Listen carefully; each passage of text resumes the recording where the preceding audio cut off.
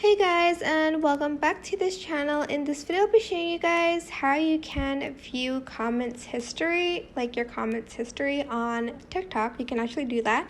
So go to your profile page and select the three lines on the top right corner of your screen, which is like the settings button. Go to settings and privacy, and go to content, comment, and watch history under content and display, which is here. So select this one, and you can just select the comment history to view your comments history. You can even open the video, so select the video here, and it's going to open up the video and it will show the comment as well.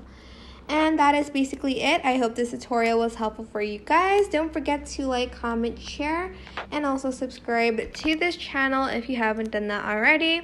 If you have any questions, just leave it in the comment section down below and I'll try my best to answer them all for you guys. And if you found this video helpful, please click the thanks button above the description box down below. Thank you so much for watching. Bye!